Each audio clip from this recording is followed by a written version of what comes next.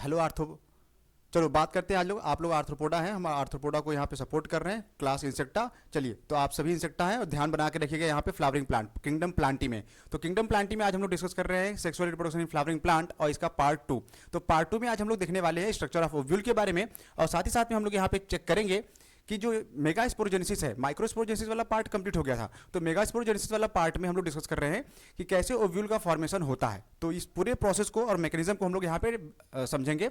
चलिए शुरू करते हैं आज के इस पहले लेक्चर के साथ। पहला पॉइंट बनेगा यहाँ पे कि पिस्टिल क्या है।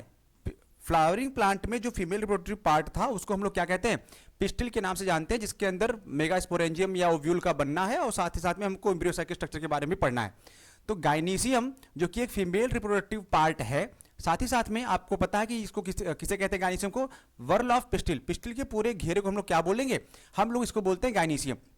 गाइनीसियम में अगर पिस्टिल सिंगल है तो इसको बोला जाता है मोनोकार्पेलरी।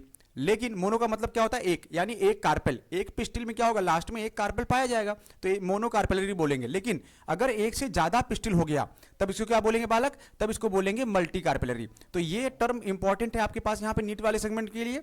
साथ ही साथ में एक दूसरा टर्म जो बहुत इंपॉर्टेंट है नीट में, जनरली ये कई बार पूछा गया है कि बताइए, टर्म्स देखे ही वो पूरा डिफिनेशन पूछ लेते हैं वहां पे आपसे।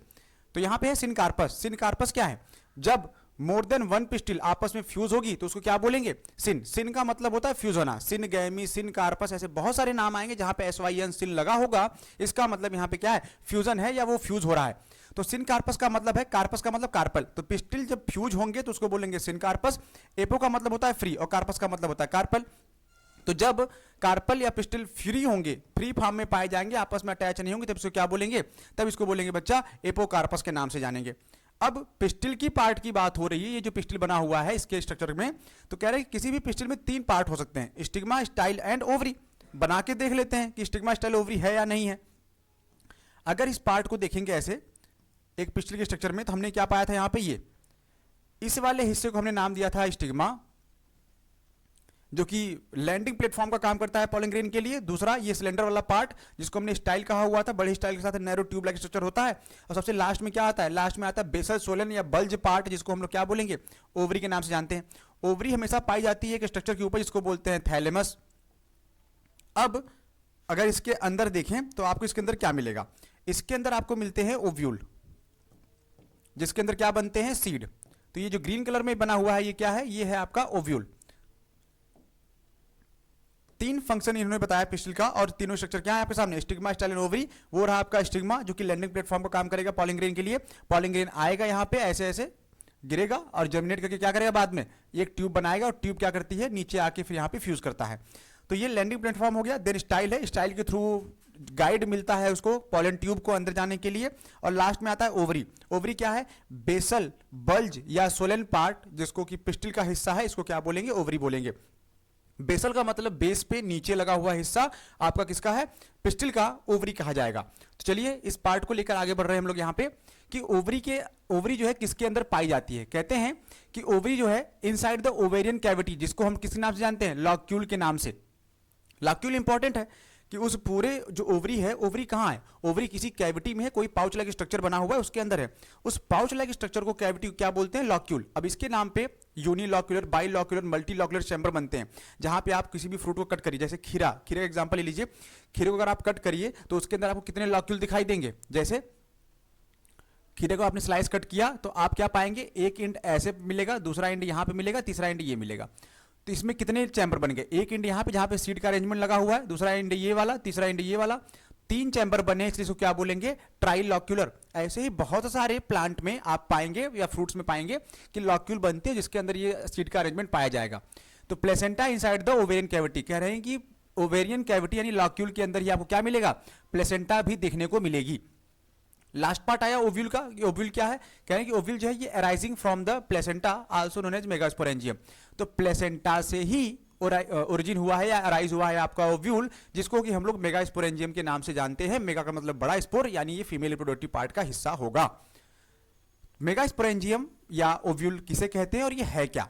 एक स्ट्रक्चर यहां पे बनाया गया है जो कि एनसीईआरटी का कंटेंट है, एनसीईआरटी को कॉपी पेस्ट किया गया है। ये जो स्ट्रक्चर है ओव्यूल का, ये उल्टा लग रहा है ना, ऐसा लग रहा है उल्टा कर दिया है। तो ओव्यूल के स्ट्रक्चर को उसके लोकेशन और पोजीशन के बेसिस पे हम लोग अलग अलग नाम से जानते हैं, जैसे आर्थ्रोट्रोपस ओव्यूल, एनाट्रोपस। ये एनाट्रोपस है, इसका नाम क्या है बालक? इसका नाम है एनाट्रोपस ओव्यूल। एनाट्रोपस ओव्यूल का मतलब, एना का मतलब होता है उल्टा, उल्टा लटका हुआ है। ऐसे होता है तो सीधा होता है, ये आर्थ्रोट्रोपस में आता है, लेकिन ये किस तरीके से, इस शेप में है, तो इसको बोलेंगे एना। एना मतलब उल्टा, अटैच कहीं से है, और साथ में ये वाला जो हिस्सा लगा हुआ है इसका, ये किसका होगा? एम्ब्रियो सैक का होगा। तो एक बड़ा ही आसान सा स्ट्रक्चर यहाँ पे बन जाता है आपका, किसके लिए? एम्ब्रियो सैक के लिए, ठीक है। Small structure that attach to the placenta by means of stalk क्या कहलाएगा? फ्यूनिकल। ये वो फ्यूनिकल है जो किससे अटैच है? यहाँ पे प्लेसेंटा से। प्लेसेंटा से अटैच वाला स्ट्रक्चर क्या कहलाएगा? आपका फ्यूनिकल कहा जाएगा। तो ये हिस्सा आपका किसका हो गया? फ्यूनिकल का। साथ ही साथ में body of ovule fuse with funicle, और जब ओव्यूल की बॉडी फ्यूनिकल से फ्यूज होती है तो इसको क्या बोलते हैं? हाइलम। और साथ ही साथ में इसको एक और तरीके से कह सकते थे हम लोग यहाँ पे, junction between ovule plus funicle is equal to hilum. जो फ्यूनिकल है, ये वाला पार्ट है, इसके और ओव्यूल के बीच का स्ट्रक्चर भी क्या है? हाइलम ही तो है, यहीं तो अटैच है वो। तो ये दो पार्ट जो आपके लिए इंपॉर्टेंट हो गए।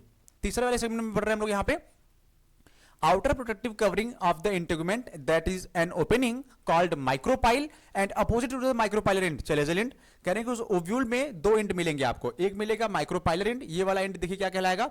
माइक्रोपाइलर एंड कहा जाएगा, और जस्ट इसी के अपोजिट साइड में इन्होंने क्या कहा? चैलेजल एंड पाया जाएगा। यानी इस वाले एंड को हम लोग माइक्रोपाइलर एंड बोलेंगे और इस वाले एंड को चैलेजल एंड के नाम से जाना जाएगा। इसके बाद का जो पॉइंट है यहाँ पे आपके लिए, ये सभी इनक्लोज होते हैं कि इंटेगुमेंट में, जिसको कि हम मास ऑफ सेल बोलते हैं, जिसका नाम न्यूक्लियस है। और न्यूक्लियस का सबसे बढ़िया फंक्शन ये है यहाँ पे कि ये अबंडेंट रिजर्व फूड मटेरियल होता है जो न्यूट्रिशन क्या करता है? प्रोवाइड करता है। तो ये रहा आपका क्या? न्यूक्लियस। ये जो लेयर है बेटा, है ना साइड बाय साइड वाला, ये पूरा हिस्सा किसका है? ये न्यूक्लियस का है। और न्यूक्लियस का फंक्शन क्या है? न्यूक्लियस का फंक्शन होता है न्यूट्रिशन प्रोवाइड करना to the developing embryo sac. एक ओव्यूल के अंदर जनरली एक एम्ब्रियो सैक पाया जाता है। अगर ऐसा होगा तो मोनोस्पोरिक बोलेंगे। Sac form from a megaspore through reduction division. Reduction division को हम लोग मियोटिक डिवीजन या मियोसिस के नाम से भी जानते हैं। तो जब सेल पढ़ रहे थे हम लोग, वहां पे माइटोसिस और मियोसिस टर्म आया था, वहां पे हमने इस चीज को देखा हुआ था। तो मियोसिस, मियोटिक और रिडक्शन डिवीजन जो है एक ही तरह के सेल डिवीजन का नाम है, जिसमें एक टाइम सेल रिप्लिकेट करती है, दो पार्ट क्या होता है? डिवीजन होता है। तो one time replication, two time division is equal to meiosis या रिडक्शन डिवीजन। तो चलो इसको भी देख ही लेंगे यहाँ पे मेगा स्पोरोजेनेसिस वाले पार्ट में। मेगा स्पोरोजेनेसिस का मतलब क्या है? मेगा का मतलब बड़ा, स्पोरोजेनेसिस का मतलब स्पोर का फॉर्मेशन या बनना, बड़े वाले स्पोर का बनना मेगा स्पोरोजेनेसिस कहा जाएगा। तो ये पूरा प्रोसेस ही है मेगा स्पोर यानी ओव्यूल के बनने का। तो the process of formation of megaspore from the megaspore mother cell. Megaspore mother cell is equal to MMC. Microspore mother cell को भी हमने शॉर्ट फॉर्म में एमएमसी कहा था, मेगास्पोर मदर सेल को भी शॉर्ट फॉर्म में क्या कह रहे हैं? एमएमसी कह रहे हैं। ध्यान दीजिएगा कि बना क्या रहे हैं। अगर माइक्रोस्पोर बनेगा तो माइक्रोस्पोर मदर सेल होगा, मेगास्पोर बनेगा, ओव्यूल बनेगा तो वो क्या होगा? मेगास्पोर मदर सेल यानी एमएमसी के नाम से जाना जाएगा। अब देखिए डिवाइड कैसे होता है, ये पार्ट इंपॉर्टेंट है। नीट वाले सेगमेंट में उन्होंने यहां से सवाल कई बार पूछे हैं और आने की संभावना पूरी होती है। कैसे? हम यहां से आपको दिखाएंगे फिर से। मेगास्पोर मदर सेल क्या कर रहा है?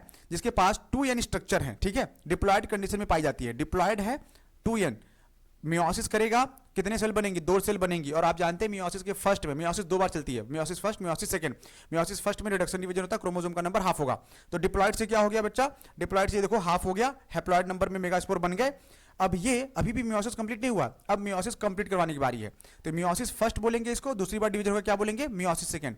तो मियोसिस सेकंड में एक से फिर से 2, फिर से 1 से 2, लेकिन रिजल्टेंट में कितने बन गए? टोटल 4। तो 4 हैप्लॉयड, कितने? 4 हैप्लॉयड हमको मेगास्पोर मिलेंगे। ये 2 बार डिवीजन हुआ, मियोसिस फर्स्ट, मियोसिस सेकंड में, 1 से 2, फिर से 1 से 2, कितने बन गए? टोटल 4। अब ये 4 के चारों अगर फंक्शनल होते तो आपको लास्ट में क्या होता? लास्ट में एक ही फल के अंदर जो है कई सारे सीड देखने को मिलते। ऐसा होता है, ऐसा नहीं भी होता है। उस वाले सेंस में देखिएगा, फीमेल गैमेटोफाइट वाला जो हिस्सा है जनरली इसमें क्या होता है? 3 डीजनरेट हो जाएंगे। यानी जो ये लास्ट के 3 सेगमेंट थे आपके पास, इसमें से कोई 3 बेटा क्या होगा? डीजनरेट हो जाएगा, एक बचा रहेगा और यही फंक्शनल रहेगा जो आगे चल के डिवाइड करेगा। तो एक फंक्शनल होगा और इसी का डेवलपमेंट कहलाएगा आपका मोनोस्पोरिक डेवलपमेंट, जिसमें एम्ब्रियो सैक का फॉर्मेशन किसी एक मेगास्पोर से होता है। उसको क्या बोलते हैं? मोनोस्पोरिक डेवलपमेंट के नाम से जानते हैं। अच्छा, अब जो ये बचा हुआ स्पोर है, चलो इसको देखते हैं कितनी बार इसमें माइटोसिस होता है। नीट में एक बार सवाल फिर से आया हुआ था ये वाला कि एक मेगास्पोर बनने में, एक एम्ब्रियो सैक बनने में, एक ओव्यूल के स्ट्रक्चर के फॉर्मेशन में आपको कितनी बार माइटोसिस और कितनी बार मियोसिस देखने को मिलेगा। तो 1 टाइम मियोसिस, मैं आंसर आपको पहले रिवील कर रहा हूं, 1 टाइम मियोसिस और 3 टाइम माइटोसिस। तो 3 बार माइटोसिस होता है, कैसे हम लोग यहां पे समझेंगे। पहला, nucleus of the functional megaspore divide mitotically, mitosis first. जो एक फंक्शनल सेल बचा हुआ था इसको अभी हम लोग बना के समझेंगे। एक बार डिवाइड करेगा माइटोसिस, कितने सेल बन जाएंगे बेटा, 2। अब ये दोनों अपोजिट पोल पे चले जाएंगे और क्या बना लेंगे, 2 न्यूक्लिएट एम्ब्रियो सैक, 2 न्यूक्लियस वाला एम्ब्रियो सैक बन गया।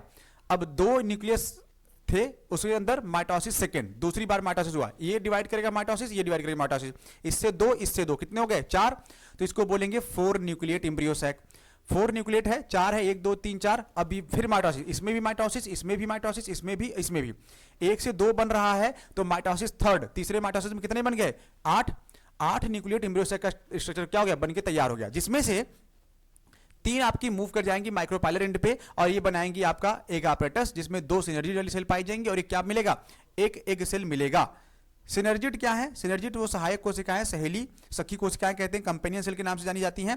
स्पेशल सेलुलर थिकनिंग होती है इनके एंड पे, जिसको कि माइक्रोपाइलर एंड पे ये पाई जाती है। इसको हम लोग क्या बोलते हैं, फ्री फॉर्म apparatus, जो कि गाइड करता है पॉलन ट्यूब को कि भैया आपको इधर से एंटर करना है, आपको इधर से फ्यूज करना है। इसी वाले पार्ट को हम लोग क्या करेंगे, एक कंप्लीट एम्ब्रियो सैक का स्ट्रक्चर बना के यहाँ पे समझने का प्रयास करेंगे। और जो बची हुई 3 सेल थी वो कहाँ जाएंगी, जो बची 3 सेल तो चली गई एक apparatus बनाने में, बाकी की 3 चली गई कहाँ पे, चलाइजल एंड पे। उन्होंने क्या बना लिया, एंटीपोडल सेल, इनका नाम ही एंटीपोडल सेल रख दिया गया। और एक मूव करता है जो कि लार्ज सेंट्रल सेल होता है, जिसको हम लोग पोलर न्यूक्लियाई के नाम से जानते हैं। एंजियोस्पर्म का जो एम्ब्रियो सैक है वो 7 सेल 8 न्यूक्लिएट है। कैसे, चलिए एक जो फंक्शनल मेगास्पोर वाली बात थी वहां से याद करिएगा कहानी को, और वहीं से हम लोग क्या करेंगे, इसको लीड कर रहे हैं, ठीक है। पहला पॉइंट, एक फंक्शनल मेगास्पोर था जिसके अंदर एक न्यूक्लियस था। इसने क्या किया, इसने माइटोसिस 1 किया। इसके अंदर क्या हो गया, न्यूक्लियस के अंदर की बात हो रही है, इसके अंदर क्या हो गए, इसके अंदर आपको 2 न्यूक्लियस मिल गए, ठीक है। दोनों कहा इन्होंने कि अपोजिट पोल पे चले जाएंगे, हमने कहा लेके चले जाओ। दोनों अपोजिट पोल पे चले गए, क्या हुआ, माइटोसिस सेकंड, दूसरी बार माइटोसिस। माइटोसिस सेकंड नहीं है, मैं आपको बता रहा हूं माइटोसिस दूसरी बार हुआ, एक बार माइटोसिस, दूसरी बार माइटोसिस, ठीक है। Mitosis first time, mitosis second time, इसका ये है। यहां पे हम मियोसिस फर्स्ट मियोसिस सेकेंड नहीं बता रहे हैं आपको, ठीक है। अब वापस ले चलिए इसको, क्या बनेगा, यहां से 2 न्यूक्लियस हो गया, डिवाइड करेगा तो कितना बन जाएगा, इसी के अंदर आपको मिल जाएगा 4। अब कह रहा है यहां पे माइटोसिस तीसरी बार, ये तीसरी बार माइटोसिस हुआ तो कितने बन जाएंगे, 1 2 3 4, 4 आपको इस एंड पे मिलेंगे। ये जो चारों बन के तैयार हुए हैं, चलो इनको मूव कराओ। कह रहा है कि इसमें से एक का एंड जो है वो क्या है, एक का एंड है जिसका नाम है माइक्रोपाइलर एंड, दूसरे का नाम है चलेजल एंड। हम बना रहे हैं आपको यहाँ पे एक कंप्लीट स्ट्रक्चर। 3 सेल का अरेंजमेंट यहाँ पे होगा, क्योंकि ऊपर से एक क्या करेगी, नीचे की तरफ आएगा, ये वाला मान लेते नीचे की तरफ से आएगा, ये वाला नीचे से ऊपर की तरफ जाएगा और यहाँ पे फ्यूज करेगा, ठीक है। तो 3 ऊपर अरेंज हो गए और 3 कहाँ अरेंज हो गए बेटा, 3 अरेंज हो गए नीचे की तरफ। और एक जो ऊपर से नीचे आया था, एक जो नीचे से ऊपर गया था, ये कहाँ होगा, ये आपस में यहाँ पे फ्यूज करेंगे, ठीक। ये एक कंप्लीट स्ट्रक्चर है एम्ब्रियो सैक का। इस एम्ब्रियो सैक में आपको क्या क्या देखने को मिला, ये इंड अगर चलेजल इंड है, जो कि हम पहले ही कह रहे हैं, तो चलेजल इंड पे 3 सेल अरेंज पाई जाएंगी। चलेजल इंड पे जो 3 सेल है उनका नाम क्या होगा, उनका नाम होगा एंटीपोडल सेल।